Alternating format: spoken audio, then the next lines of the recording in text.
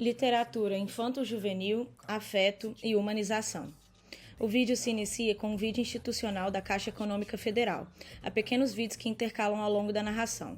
Há imagens aéreas de uma floresta, um menino nadando no rio, imagens de diferentes indígenas que usam pinturas no rosto e nos corpos, vídeo de diferentes plantas, frutas e animais e pessoas vivendo diversas situações dos cenários diferentes que vivem os brasileiros.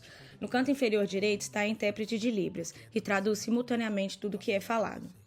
Em seguida, inicia-se o vídeo institucional da King Rose, patrocinadora do evento. Lê-se: A cultura é um direito. Conheça alguns projetos culturais que incentivamos. E, em seguida, imagens de eventos culturais são apresentadas, como apresentações musicais, exposições, venda de artesanatos locais, peças de teatro, apresentações de dança, rodas de conversa com escritores, shows ao vivo, entre outros.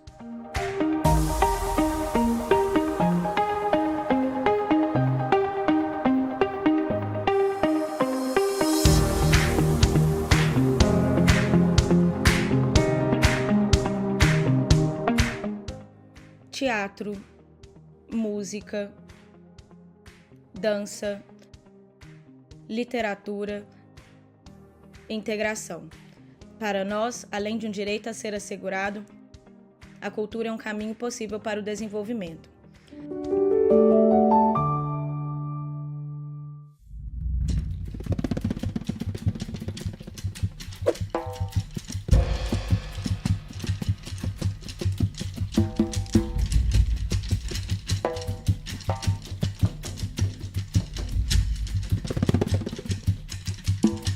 Boa tarde, boa tarde.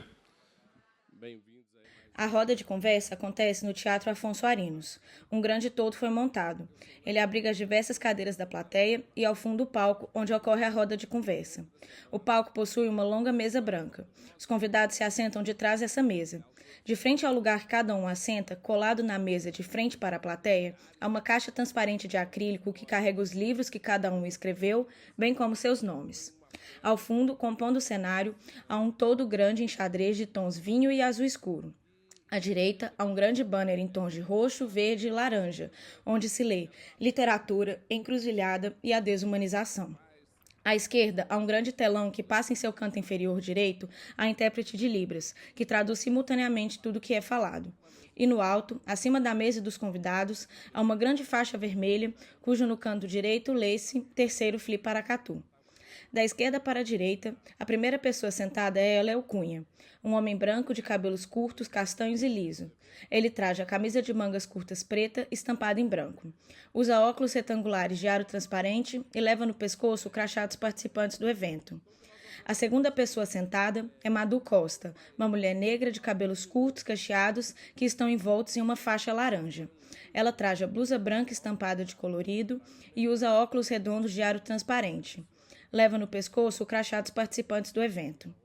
A terceira pessoa sentada é Alessandra Roscoe, uma mulher branca de cabelos lisos, castanho escuro, cujo comprimento lhe vai até as orelhas. Ela traja blusa preta e, por cima, usa um casaco amarelo. Usa óculos retangulares de tom vermelho, amarelo e verde. E leva no pescoço o crachá dos participantes do evento. Ao longo da apresentação, os apresentadores mostram livros para a plateia, bem como os leem também. A cada página lida, eles o viram para que a plateia possa ver as ilustrações. É possível ver a silhueta de frente ao palco e, de tempos em tempos, ela é filmada. No canto inferior direito do vídeo estão os intérpretes de Libras, diferentes mulheres e homens que trajam sempre camisa preta e intercalam ao longo do vídeo. Eles traduzem simultaneamente tudo o que é falado. E poder falar com vocês, nós que escrevemos para crianças, como diz o meu amigo Léo Cunha, que tem uma expressão que eu passei a usar desde que eu ouvi, a gente escreve para aquelas pessoas que têm uma faixa etária um pouquinho estendida, né, Léo? De 0 a sempre.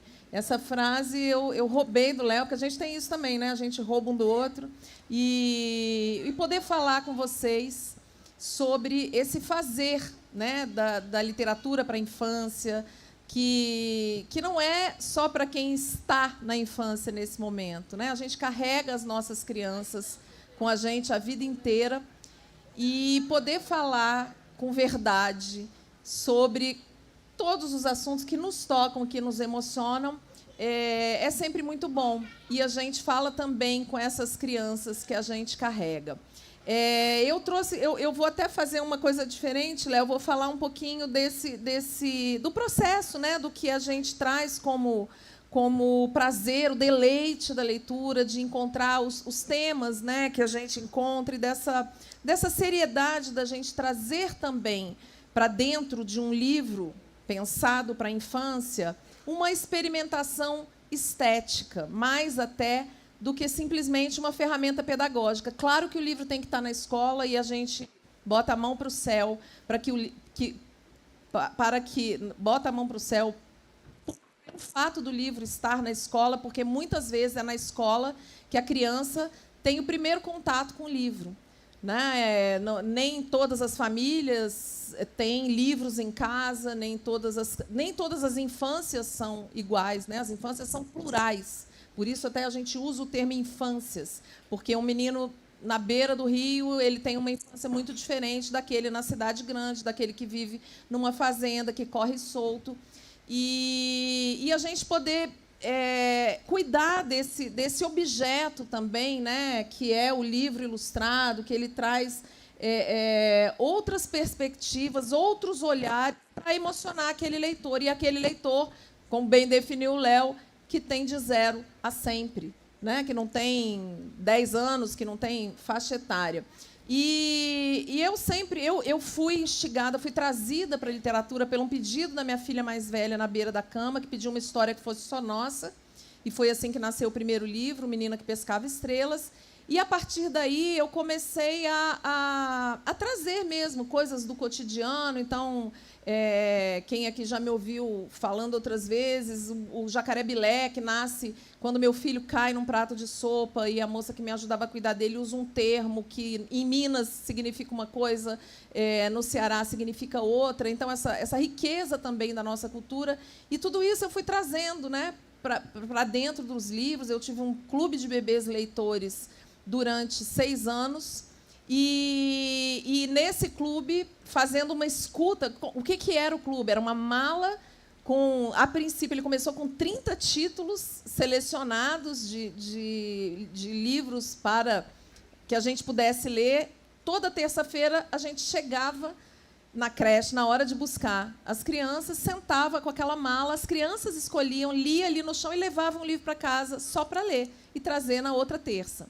E, durante 6 anos, eu sentava com um caderninho, escutando o que eles me traziam a partir das leituras, né? E a trilogia, que, por enquanto, tem 2 títulos, que eu digo que é a trilogia dos medos desacontecidos, veio de uma escuta dos medos dessas crianças no clube de leitura, né? Então, Quando as Coisas Desacontecem, ele nasce da pergunta de uma criança de 3 anos de idade para o pai, lá, ali no chão da creche, e ele pergunta: para onde vão os meus pensamentos quando eu morrer? Né? E a gente, assim, aquilo me tocou de um jeito. Eu falei: uma criança de 3 anos, que ela não está preocupada com a morte, que ela vai morrer, ela está preocupada para onde vão os pensamentos. Então, ela já tem uma consciência dessa nossa impermanência. E eu quis muito tratar disso num livro. Na verdade, são 3, porque o assunto não se esgotou, né? O Saudade vem desse questionamento de uma outra criança que fala no clube que não podia ser o que ele era. Ele falou: Alessandra, eu não sou nada do que eu quero ser. E eu fiquei muito intrigada com aquilo. Eu falei: Tomás, por que você está me dizendo isso? Ele falou assim: porque eu sinto frio quando a minha mãe diz que lá frio está fora, mesmo quando eu estou suando e meu pescoço está molhado. E aí eu tenho que sair de casaco. Eu preciso comer beterraba, mesmo detestando beterraba. E nessa angústia de querer fazer... a gente pode falar sobre luto para criança de 3 anos, né? Então, nasce o Quando as Coisas Desacontecem, que é uma parceria com o Dilon Moraes, publicado pela editora Gaivota, e que é uma menina na beira do mar, olhando o mar, e que se dá conta que as coisas se transformam em outras, desacontecem e acontecem. E Quando as Coisas Desacontecem, vou ler um trechinho, só para vocês terem... Gabriela ficou lá olhando o mar e se perguntou o que acontece com as coisas quando as coisas desacontecem. Ficou fácil entender que onda, quando desacontece, vira espuma. Rio, quando desacontece, nasce mar. Semente desacontece para ser planta, flor, frutos. Nuvem, quando desacontece, vira chuva. Tem medo que desacontece para virar coragem. Sonho que desacontece para ser vivido de verdade. E a menina vai passando por esses acontecimentos e desacontecimentos até se dar conta que um dia ela também vai desacontecer. O Saudade é a história de uma casa no alto de uma montanha. E eu digo que é um livro que fala sobre liberdade e opressão, mas é, acima de tudo, um livro que fala sobre sonho, sobre não desistir dos próprios sonhos. É uma casa no alto de uma montanha, de onde enxerga o mar. Aqui estou presa, mas sei que posso voar, sair da montanha e ir para a beira do mar. Mas casa não sai do lugar. Melhor é se acostumar. A montanha não é meu lugar. Alguém pode me ajudar a chegar perto do mar? Casa não sai do lugar. Melhor é se conformar. Embaixo o barulho das águas, o convite das ondas, o chamado do mar. Lagarta, tenho pressa, me ensine a tecer asas que me levem até o mar. Casa não tem casulo e nem tempo de esperar. Melhor é se conformar. Pulga, você que é tão pequena e anda lonjuras, me ajuda a chegar ao mar? Se saltar em qualquer bicho, só vai o pobre esmagar. Melhor é se conformar. Caracol, você que carrega o seu lar, me ajuda a chegar no mar? Casa que é casa não muda, não sai do lugar. Melhor é se conformar.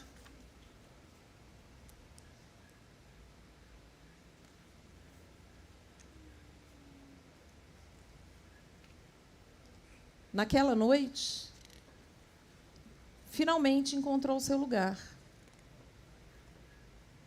E entendeu que nunca foi casa, pois tinha saudade do mar. E essa casa-barco, ela vem para falar desse medo desacontecido, né? Que é o medo da falta de liberdade, e é principalmente uma história que fala sobre não desistir dos próprios sonhos. E eu acho que na literatura para a infância cabe os temas difíceis se a gente consegue falar com verdade, trazer um pouco de poesia, né, nos Fios do Invisível. E vou contar essa história. Ela, a primeira editora que recebeu, eu já tinha esse trabalho com primeira infância, com os idosos, e essa foi uma história censurada na primeira editora, porque falou assim: nossa, você que tem todo um trabalho com primeira infância, agora você vem me falar de uma história trans para criança?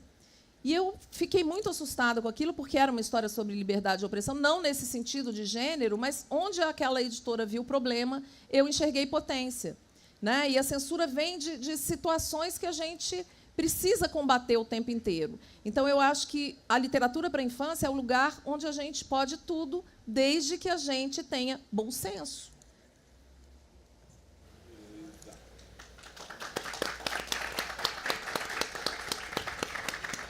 Bom,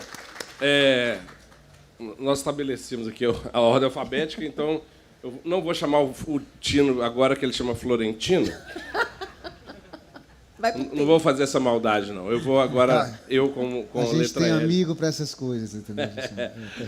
Então eu vou assumir que o segundo, depois a Madura, a gente termina com o Tino. Bom, prazer estar aqui conversando com vocês. E eu vou falar especificamente de um livro também, e eu acho que ele me ajuda a falar as duas questões que eu acho interessantes, né? Primeiro, como que eu gosto na literatura infantil o fato da gente tentar entender o olhar da criança, a visão de mundo da criança, a maneira como ela entende, raciocina e se encanta e duvida das coisas, né? E eu acho não é assim de falar, eu voltei a ser criança para escrever, não é isso, mas é lembrar, entender e valorizar essa visão, né, da criança. E também me ajuda a falar outra coisa, porque aqui ao longo do evento, né, muitas vezes eu conversei com outros escritores, e aí, em algum momento, perguntei: quantos livros você já tem, Léo? Eu falei: eu já tenho mais de 80 livros. Aí todo mundo assusta, né? Nossa, Léo, mas 80 livros, que isso? Como é que pode? E aí a gente tem que explicar um pouquinho, né?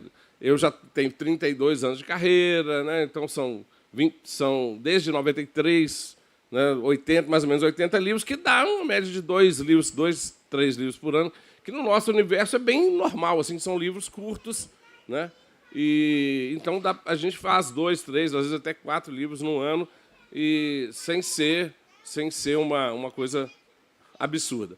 E aí eu vou falar desse livro para mostrar como é que, às vezes, um mesmo livro uma ideia demora 10 anos para se transformar num livro, né? de um pontapé inicial, da ideia inicial até transformar num livro. E eu vou falar desse meu livro aqui, O Infinitos, que nasceu de uma conversa que eu tive com minha filha quando ela tinha 5 para 6 anos, estava naquele momento de encantamento com o tamanho do universo, o tamanho do mundo, né? Entender as dimensões e o próprio infinito, entender isso, né? Onde é que a gente está e tal. E aí, um dia, ela chegou para mim e perguntou: "Ô, papai, 100 é mais do que infinito?" Eu falei: "Não, Sofia, infinito é mais que 100. E 1000? 1000 é mais que infinito?" "Não, Sofia, infinito é mais do que 1000. E 1001, pai?" "Não, Sofia, infinito é mais do que 100, mais do que 1000, mais do que 1001. Infinito é mais que tudo." Aí ela parou, pensou, gente, 5, 6 anos, hein? Parou, pensou e perguntou: "Infinito é mais do que infinito e um?"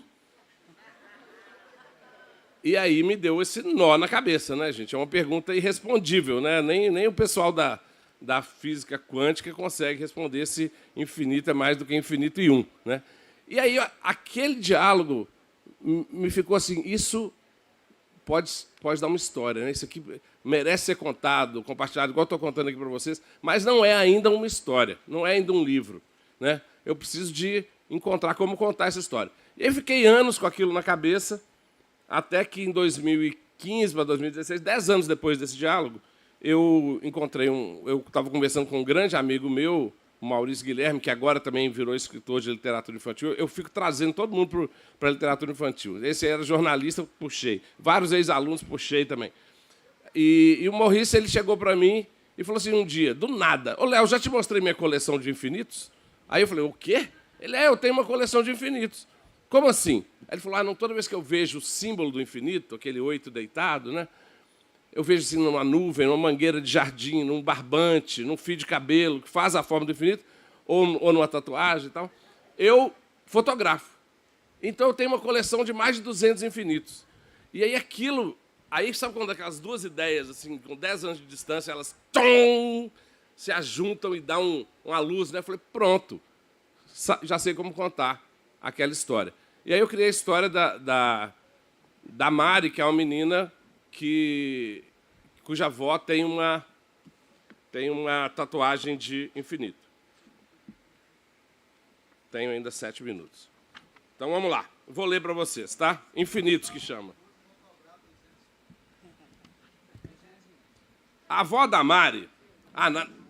E aí é interessante também a gente ver a diferença do que é o caso por que é o livro, né? No livro não tem Léo Cunha e não tem Sofia, que é minha filha. Virou um diálogo entre a menina e a avó dela.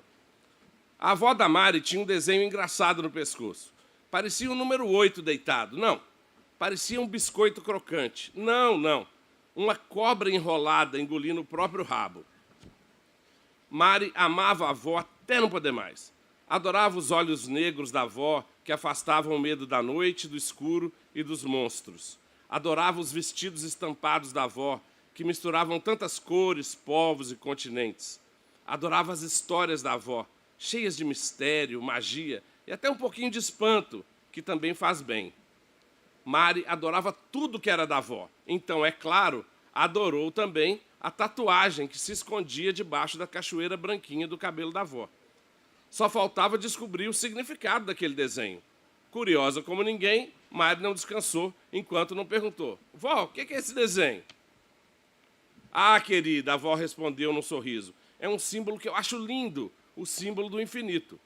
A menina ficou fascinada. Nunca tinha parado para pensar naquilo. O que era o tal do infinito? Até onde ele ia? Que tamanho que ele tinha? Precisava saber direitinho. "Vovó, 100 é mais do que infinito?" A avó achou engraçada a pergunta e respondeu como quem conta um segredo: "Não, Mari, infinito é mais que 100. E 1000? 1000 é mais que infinito?" "Não, infinito é mais." "E 1001, vó? 1001 é mais que infinito?" "Não, querida, Infinito é mais que tudo, mais que tudo. Isso mesmo.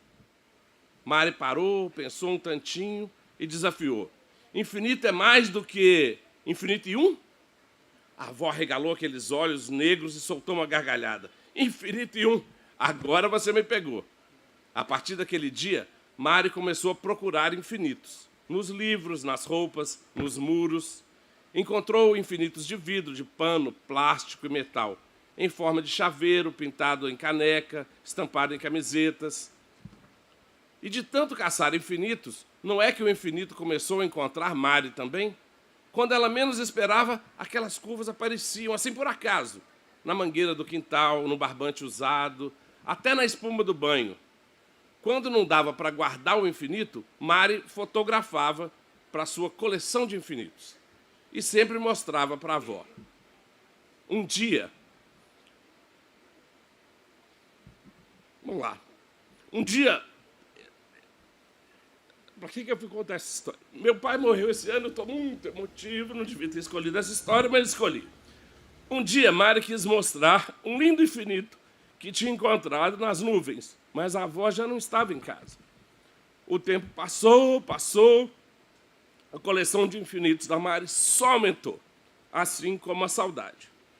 Mas ela já decidiu, quando crescer, vai fazer no pescoço uma tatuagem igualzinha da avó, pois seu amor pela avó é muito maior do que o infinito. É infinito e um.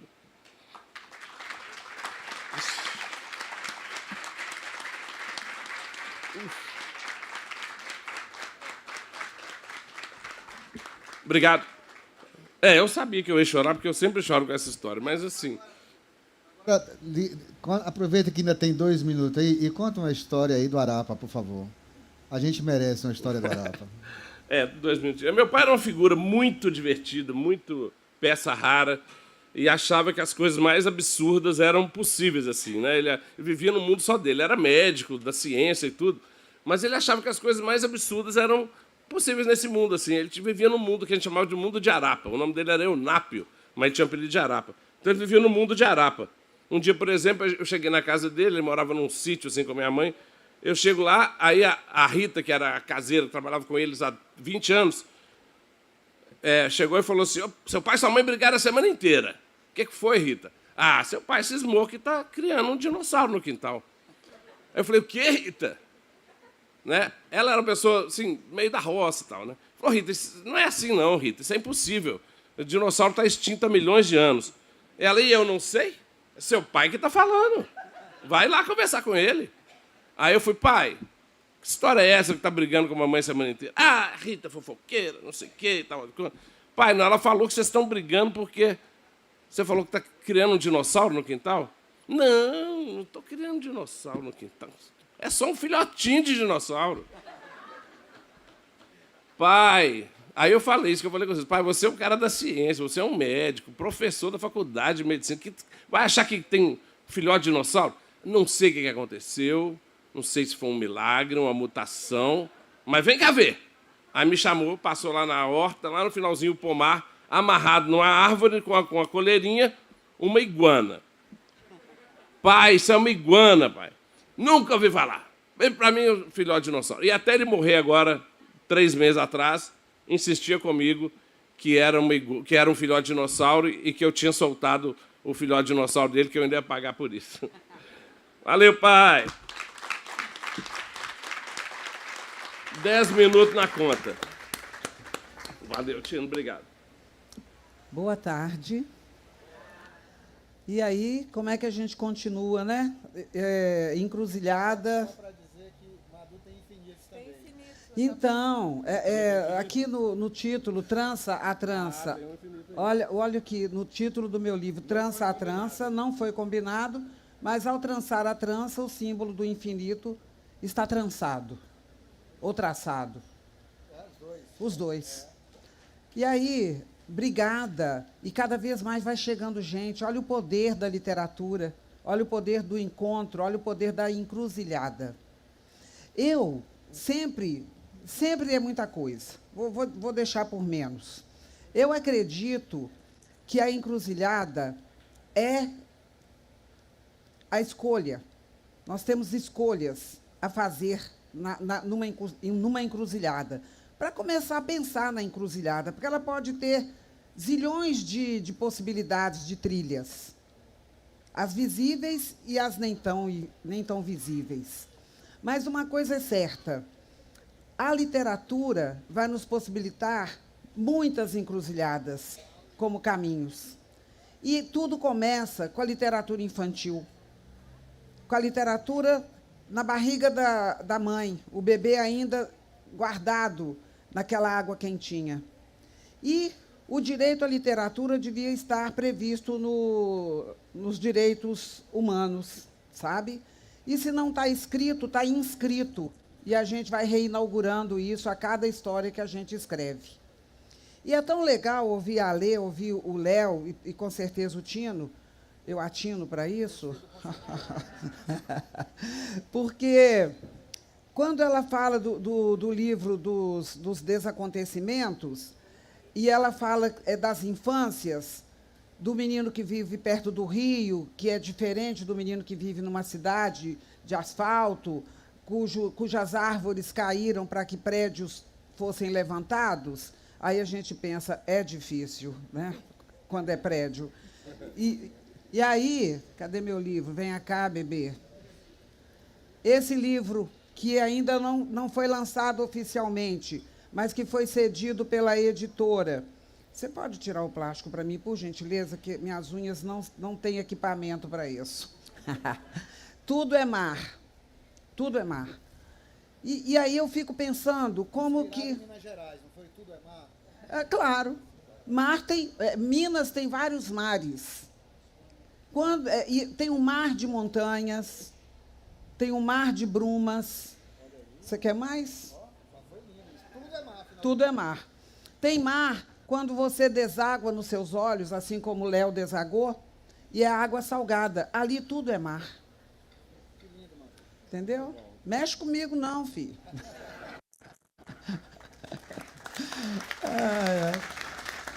Portanto, nós que gostamos e nos atrevemos a convocar a nossa criança interior para escrever para as outras crianças, cronologicamente ditas, e de 0 a sempre, já também me apropriando dessa fala, é essa convocação para o lúdico. E aí a gente vai encontrar os amigos que escrevem dizendo um pouco do que a gente está dizendo e cada um do seu jeito. Porque não tem erro. A gente vai falar de natureza, a gente vai falar de peraltices, a gente vai falar de desejos que são como o infinito, não é? Então, vai ter começo, vai ter meio, e vai ter começo, e vai ter meio, infinitamente colocados. Então, que todas as crianças de todas as infâncias tenham direito à leitura, à escuta de histórias, tenham direito à literatura. Porque, infelizmente, não é assim ainda no Brasil. E aí, quando o Léo fala que ele tem mais de 80 livros publicados, eu acho maravilhoso. E vou pedir licença para falar disso, porque eu sou uma escritora negra que não tem as mesmas facilidades de publicar. Eu mostrava meus textos e as editoras até achavam meus textos muito legais, mas não estavam de acordo com o modelo editorial. Portanto, eu consigo publicar meu primeiro livro aos 48 anos de idade. Aí vocês podem dizer assim, nossa, mas você já passou de 48 anos? Ok, fiz 49 e tal. Portanto, é necessário dizer isso, porque num país racista como é o Brasil, infelizmente, esse direito não está garantido para todas as infâncias. E é preciso que a gente pense na representatividade de todas as infâncias, que as crianças negras se vejam representadas, sabe? E aí eu tenho uma história. Então, assim, esses 2 livros aqui, eles são pré-lançamento, só para concluir esse pensamento, estão disponíveis lá na livraria, e aí eu vou copiar os outros colegas. A gente precisa de que vocês comprem os livros, por favor. Tá? A gente vai autografar e tudo.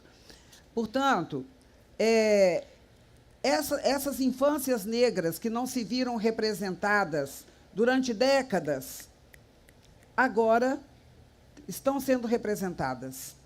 A partir de 2000, com a Lei 10.639, que tornou obrigatório o ensino da história do continente África, e que depois foi atualizada em 2008 com a 11.645, para falar da história dos povos originários brasileiros, os indígenas, é preciso que a gente veja essa lei realmente sendo cumprida em todo o Brasil, não é? E a literatura infantil é a ferramenta primordial para que a gente implemente essa lei nas escolas. Eu tenho um livro, que ele não está aqui exposto, ele chama-se Cadarços Desamarrados. É o símbolo da liberdade, desamarrando dos pés os cadarços. É essa metáfora. E, quando eu o lancei, eu tenho o hábito, assim que eu lanço um livro, eu ando com ele dentro da bolsa, como uma canguru carregando seu filhote, né? E, para todo lugar que eu vou, eu estou com o meu bebê, porque ele tem necessidades ainda do fora do útero. Então, eu não largo do meu filhote. Eu fui a um supermercado próximo à minha casa e encontrei um casal de amigos da juventude que tinha tempos que eu não via. Aí nos abraçamos, nos cumprimentamos, e eles me disseram: a minha filha de 6 anos está ali, ó, perto ali dos iogurtes, é Giovana. É um casal negro, a criança negra. Aí eu falei: eu posso dar um livro de presente para ela? Era perto do Natal. Aí eu cheguei com a fantasia, aí eles se posicionaram para a Giovana olhar para eles quando eu me aproximasse e eles autorizarem que ela falasse comigo, que ela estava treinada a não falar com estranhos, né? Então, foi tudo combinado. Eles ficaram ali, aí eu me aproximei e falei: Giovana. Aí ela logo buscou os pais com o olhar e os pais sinalizaram que ela podia conversar comigo. Aí eu me apresentei: eu sou a Madu Costa, sou amiga da sua mãe, do seu pai, e eu vim trazer um presente que Papai Noel pediu para eu te entregar. Naquela época eu ainda falava de Papai Noel, tá, gente? Desculpa. Então, a Giovana falou: é mesmo? Falei: é mesmo. Tirei o livro, entreguei para ela. Aí ela olhou assim, olhou desconfiada para a mãe de novo. A mãe, de novo, deu o sinal que ela podia aceitar o presente, e ela olhou a capa, a carinha já foi abrindo assim. Aí abriu a primeira página, abriu a segunda página. Mamãe, eu estou no livro! Sabe? Aqui é o Zusa, né? Mas lá era a Mariana, a personagem Mariana. Aí foi aquele chororô, chorei eu, chorou a mãe, chorou o pai. A menina não entendeu nada.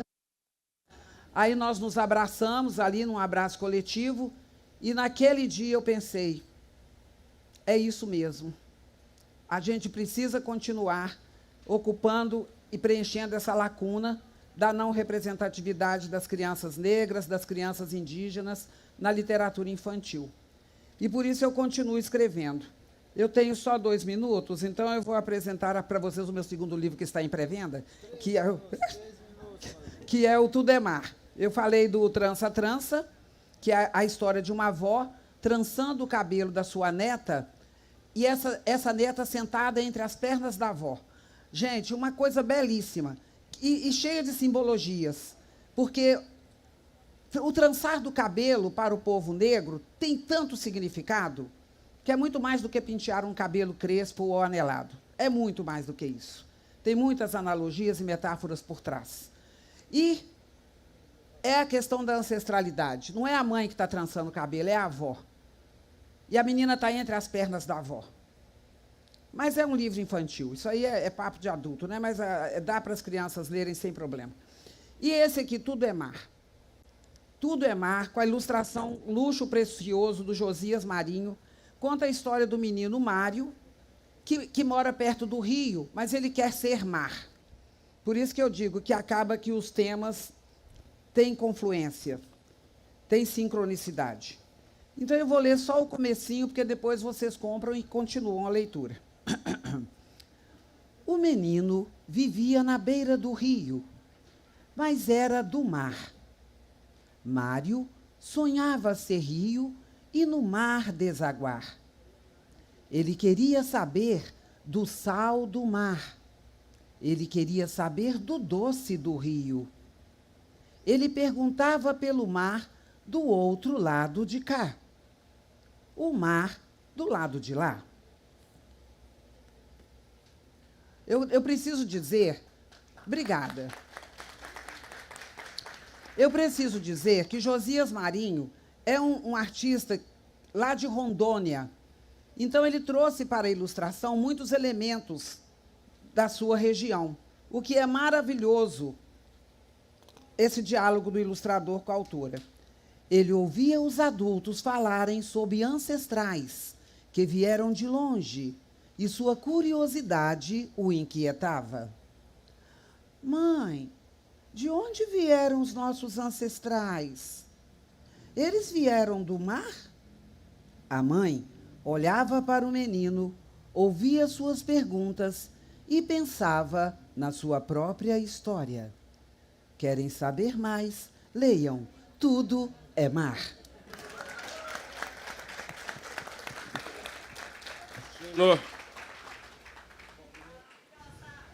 Primeiro, bom, boa tarde a todo mundo mais uma vez. Sejam bem-vindos aqui a esse encontro. O Josias Marinho também, você está em ótima companhia, como os outros livros. É um dos grandes artistas do livro para a infância no Brasil. E não vi ainda o Tudo é Mar, mas estou curiosíssimo para ver. Como a Alessandra, que apresentou aqui um livro ilustrado pelo Odilon, e o do Léo, do Ale Rampazzo, né? Eu queria propor, no meu caso, uma coisa diferente do que a gente fez, no sentido de quem está aqui pensando em escrever livros também para criança, que é o que eu acredito que a gente escreve. O nosso primeiro leitor, como a gente estava falando anteriormente, é sempre um adulto, infelizmente. É o pai que escolhe, o professor, o avô que está comprando de presente. Dificilmente a criança, principalmente as menores, tem esse poder de escolher ou do que ele escolher a gente poder resolver. Então, eu gosto muito de, quando eu escrevo, eu penso muito nesse mediador, nesse primeiro leitor que vai levar essa história junto até chegar na criança. E aí quero convidar vocês para uma mediação, a gente fazer uma leitura junto de um livro que também vai tentar romper algumas fronteiras. Esse livro chama Gabi de Bigode, tá? Então, eu vou brincar com vocês com 2 ou 3 fórmulas que a gente tem quando vai ler com as crianças. A primeira, principalmente quando vocês estão aí meio caladinhos, assim, vocês repetirem comigo o começo do livro, as 2 primeiras páginas. Tá fácil aí o jogo para vocês? Então, vamos lá. Olha só. Assim que amanheceu, a casa estremeceu. Olha ali, olha ali. Um bigode na Gabi. Vocês não viram ainda, olha só. O Bruno que fez o desenho, ele não apresentou bigode nenhum. Então, esse é outro jogo que, quando a gente está escrevendo, a gente pensar no mistério que vai ser o virar a página, né? Então, vou mostrar o bigode da Gabi agora para vocês. Me ajudem no 3 aí, pessoal. 1, 2... 3. Isso, pensa num bigode, né, gente? E aí, mais uma vez, vamos nessa brincadeira. E daí? Será que não pode? Hoje eu sou a Gabi de Bigode. E esse modelo fui eu que fiz. Realçando o meu nariz. Vocês percebam só que, sem querer, vocês também disseram: hoje eu sou a Gabi de Bigode. Não? É uma coisa de cada um. Ele também está dizendo... O Raul Seixas dizia isso, que quando ele botava muito eu na música dele, não era falando dele, mas era que o outro também pudesse se ver refletido para dizer que eu sou a luz das estrelas, eu sou a cor do lugar. Então, tem essa brincadeira da gente ler junto, e o ler junto tem esse poder. Agora, vocês leem só a última, quando eu sinalizar, tá bom? Vou fazendo a leitura sozinho aqui. O seu pai bem que achou graça. A sua avó disse: que desgraça. Sua irmã falou: bem feito. Mas sua mãe gritou, aí vocês me ajudam, ó: basta de preconceito. Basta de preconceito. Já pensou que gostoso a gente poder gritar livre assim? Sua mãe gritou? Basta de preconceito. Não, gente, vocês almoçaram, pelo amor de Deus, não basta de preconceito assim. Vamos lá, sua mãe gritou? Basta de preconceito. É isso mesmo, muito bem. Então, aí agora virou uma outra coisa, tá? Virou um jogo da memória, vai virar um conto cumulativo. Porque aí as pessoas começam a brincar e dizer assim, você vai para a escola assim, talvez fique bem de mocassim. Não, vovô, não vou de sapato. Meu bigode combina com pé de pato. E aí a Gabi está indo para a escola de bi e de pé de... Ó, o jogo da memória, vamos juntos aí. Ah, menina, se olhe no espelho, esse bigode com esse cabelo... Calma, titinha, eu tenho um macete. É só vestir um capa... Pronto, então vamos lá, a memória de novo, hein? A Gabi está indo para a escola de bi, de pé de e de capa. Pronto, tá tudo lindo. Vocês são maravilhosos. Seu bigode é sensacional, mas e se alguém falar mal? Pode falar, não me deprime. Vou vestir a blusa do meu time. Então a Gabi está indo para a escola de bi, de pé de capa, com a blusa do... Tá uma confusão danada, né, gente? Eu não sei se vocês conseguem ver daí, mas até a Van está de bigode nesse livro, tá, gente? Então, a Van já está na porta. Esse bigode, meu Deus, tô morta. Aí ela disse, morre não, Janete, morre não. Peguei sua meia arrastão. Então, vamos lá. A Gabi está indo para a escola de bi, de pé de capa, de blusa do... E com a meia arrastão. Ai, ufa, até eu me engasguei aqui. Vamos lá. Olha o tamanho do bigode da van, gente. Só que dentro da van, a gente tem mais todo mundo de bigode. Inclusive a motorista da van está de bigode aqui, tá? É um livro bigodudo. Gabi, tem algo estranho em você, só não consigo saber o quê. Aí a Gabi diz, Dona Marta, olhe bem para mim, deve ser o meu short de brim. Então, a Gabi está indo para a escola de bi. Aí, de pé de capa, blusa do, meia arrasta. Short de... Pronto, já joguei de memória, né? E aí ela entra na van. Gente, todo mundo aqui já foi criança e sabe quando a gente entra na van, acontece todo mundo calado, né? Toda aquela tranquilidade, aquela, né? Ah, pá. Nem na van dos autores isso acontece, pessoal. Nem na van dos autores. Bom, aí vem assim, todo mundo na van, todo mundo de bigode, e ele diz assim, a motorista, intrigada, cofiava enquanto a turma cantava. E aí cada um pode cantar como quiser, mas a minha canção que eu canto com vocês e com as crianças diz assim, um bigode não faz mal a ninguém. Não, pelo amor de Deus, gente, estamos na van, pelo amor de Deus. Um bigode não faz mal a ninguém. Um bigode não faz mal a ninguém. Só não sabe quem não tem. Só não sabe quem não tem. Mas a van não chegou à escola ainda. Vamos lá. Um bigode não faz mal a ninguém. Um bigode não faz mal a ninguém. Só não sabe quem não tem. Só não sabe quem não tem. E aí, gente, a história precisa terminar 1 hora, né? Então, quando Gabi chegou à escola, sua turma nem deu bola. Sucesso mesmo fez o Leandro, usando saia e escafandro.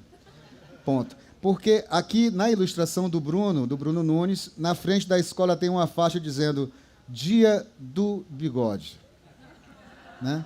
Então, na escola, aquele dia era o dia do... Aí eu pergunto às crianças assim, mas a sua escola já teve o dia do bigode? Gente, ninguém fez o dia do bigode, não sei porquê ainda, né? Mas a gente teve já o dia do cabelo maluco, né? Não sei se vocês já ouviram, tiveram que sofrer, porque pai e mãe têm que caprichar no cabelo da criança, né? Para fazer o dia do cabelo maluco. O bigode não é e tal, pá. E aí eu gostaria muito de ler para vocês, sem dar nome aos bois, uma mensagem que eu recebi hoje sobre essa história, que ela está sendo contada de forma teatral por um grupo muito querido. E hoje de manhã eu recebi essa mensagem, que diz assim...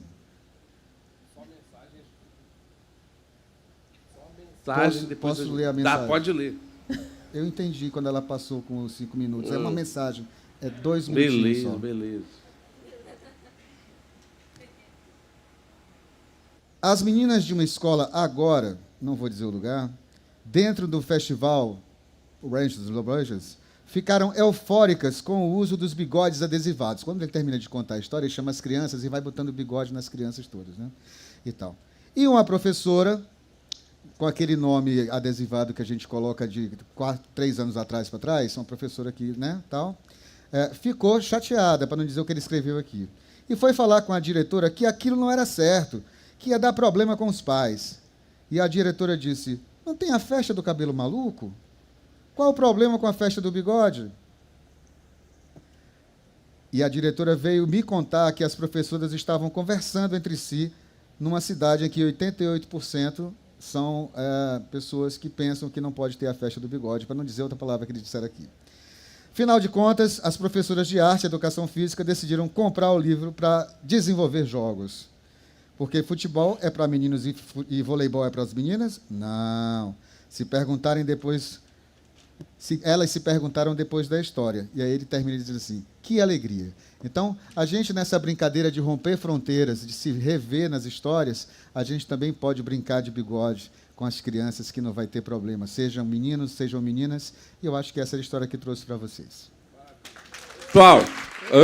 Pessoal, quem tiver perguntas, quiser perguntar para a gente, nós vamos ali para a área dos autógrafos. Não deu tempo de fazer as perguntas aqui ao final, mas quem quiser, a gente vai estar lá. Tem vários livros do Tino, da Alessandra, da Madu e meus lá na livraria, e estaremos lá para autografar. Muito obrigado.